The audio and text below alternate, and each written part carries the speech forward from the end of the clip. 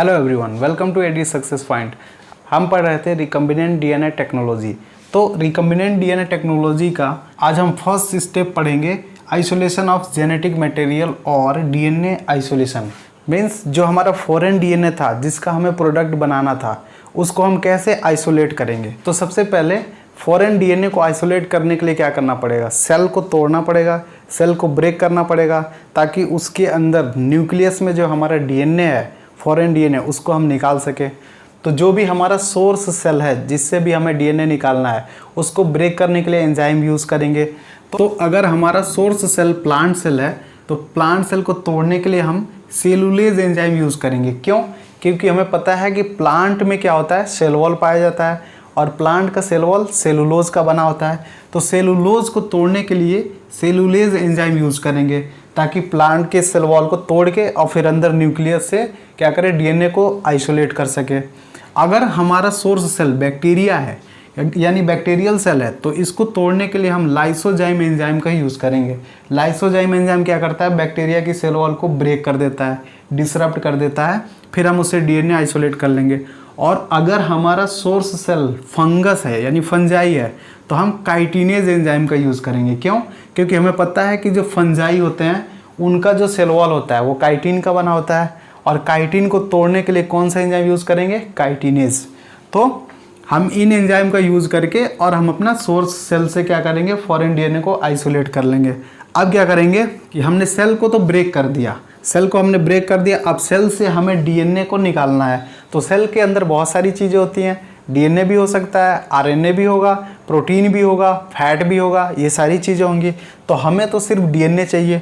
तो हम क्या करेंगे कि सबसे पहले हमने जो सेल को ब्रेक किया है उसको हम ट्यूब में लेंगे और उसको सेंट्रीफ्यूज कर देंगे। सेंट्रीफ्यूज एक मशीन होता है जिसमें बहुत तेज़ी से वो रोटेट करता है, तो उसके अंदर सेपरेशन होता है, मॉलिक्यूल्स का सेपरेशन हो जाता है। तो डेंसिटी के बेसिस पे मॉलिक्यूल सेपरेट हो जाएंगे। जो लाइटर होगा वो ऊपर हो जाएगा, जो भारी होगा, हेवियर होगा, वो नीचे हो जाएगा। तो सेंट्रीफ्यूज में मेनली सेपरेशन होता है, सेपरेशन ऑफ मॉलिक्यूल्स। तो हम सेंट्रीफ्यूज कर लेंगे, तो उसके बाद से इसमें प्रोटीन अलग हो जाएगा, फैट अलग हो जाएगा, और आरएनए अलग हो जाएगा, और डीएनए अलग हो जाएगा। सारी चीज़ें अलग अलग हो जाएंगी।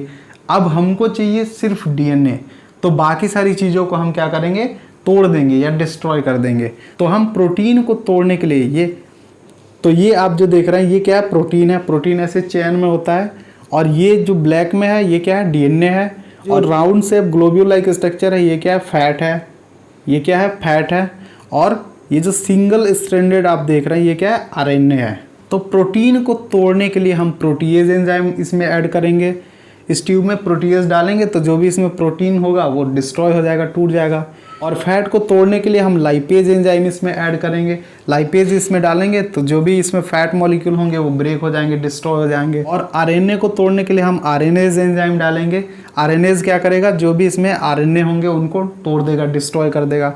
अब लास्ट में हमारा क्या बचेगा, सिर्फ डीएनए बचेगा। तो इसमें हम लास्ट में क्या करेंगे, चिल्ड इथेनॉल ऐड करेंगे, चिल्ड इथेनॉल डाल देंगे। इससे क्या होगा, जो इथेनॉल होता है वो डीएनए से बाइंड करके और उसको नीचे प्रेसिपिटेट बना देगा। मीन्स डीएनए यहाँ पे नीचे सेटल डाउन हो जाएगा, प्रेसिपिटेट बन जाएगा। तो यहाँ पे जब डीएनए प्रेसिपिटेट बनेगा तो थ्रेड लाइक दिखेगा, थ्रेड लाइक यहाँ पे स्ट्रक्चर दिखेगा, और इसी थ्रेड लाइक स्ट्रक्चर को कहते हैं स्पूलिंग। तो इस तरह से हम डीएनए को आइसोलेट करेंगे और फिर उसके बाद से रिस्ट्रिक्शन एंजाइम से उसको ट्रीट करा देंगे, यानी सेकेंड स्टेप करा देंगे आरडी, रिस्ट्रिक्शन डाइजेशन। तो नेक्स्ट लेक्चर में हम देखेंगे कि आरडी यानी रिस्ट्रिक्शन डाइजेशन कैसे करते हैं, डीएनए को कैसे रिस्ट्रिक्शन एंजाइम से कट करते हैं। Thank you.